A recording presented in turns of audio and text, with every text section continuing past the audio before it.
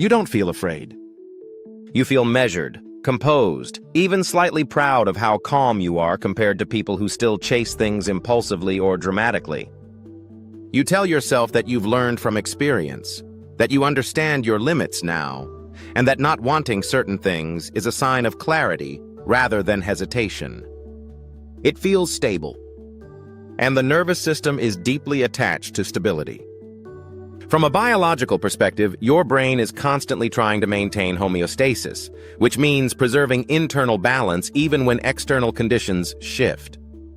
Anything that significantly alters your level of visibility, responsibility, uncertainty, or social exposure requires metabolic recalibration.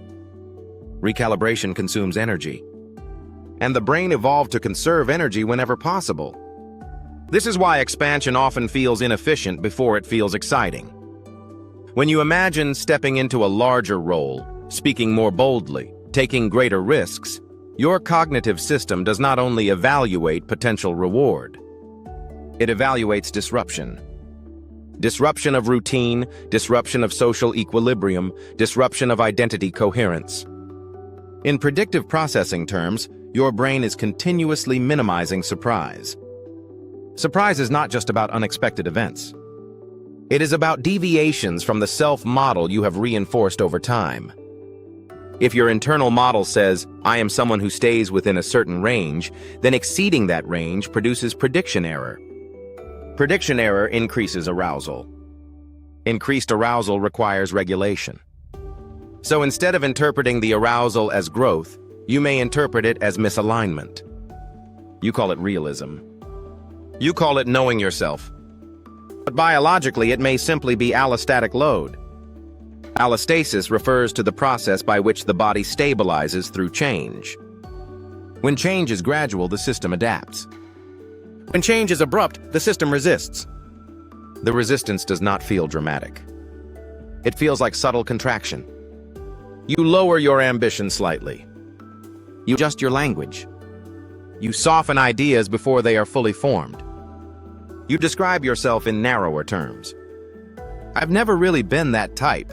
That's more for people who thrive on pressure. I prefer staying behind the scenes. Each statement reinforces the baseline. And over time, baseline becomes identity.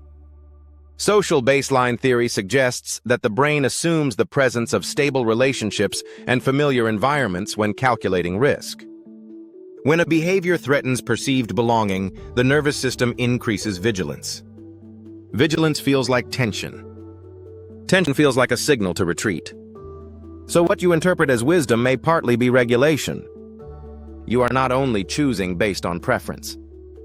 You are maintaining coherence between who you have been and how the world has responded to you. The more consistently a certain version of you was accepted, the more stable it feels to repeat. The more consistently a larger version produced friction, the more energetically expensive it feels to revisit. This is not weakness. It is adaptive learning. But adaptation can become limitation when the environment changes and the internal model does not. You may still be regulating against conditions that no longer exist. You may still be shrinking to fit rooms you are no longer in. And because the contraction happened gradually, it feels natural. It feels like maturity. It feels like refinement. But there is a measurable difference between refinement and reduction. Refinement clarifies capacity, reduction narrows it. One expands range, the other compresses it. The nervous system cannot distinguish between social threat and physical threat as cleanly as we like to believe.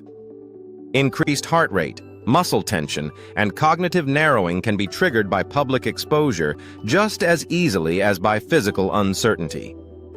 So when opportunity creates physiological arousal, the system may label it as destabilizing rather than promising. And if the cost of destabilization feels too high, behavior shifts toward preservation. Preservation is efficient.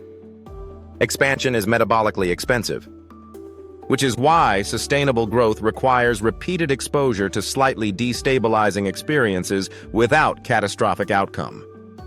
Neuroplasticity does not respond to intention alone. It responds to experience.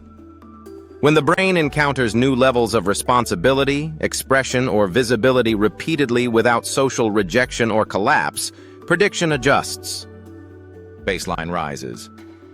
What once felt excessive becomes tolerable. What once felt threatening becomes neutral. That is when identity widens.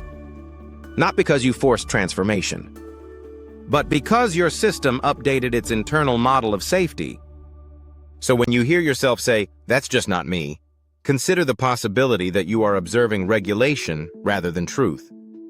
The version of you that feels calm may simply be the version that produces the least physiological disturbance. And while stability is valuable, it is not synonymous with alignment. Alignment includes range.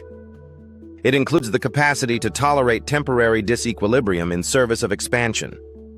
If this perspective made you reconsider the calm voice you call maturity, stay with that tension rather than dismissing it.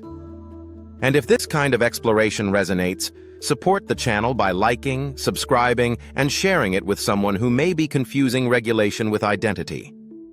Because once you understand how deeply the nervous system prioritizes stability over expansion, you stop interpreting contraction as character. And that awareness is where deliberate growth becomes possible.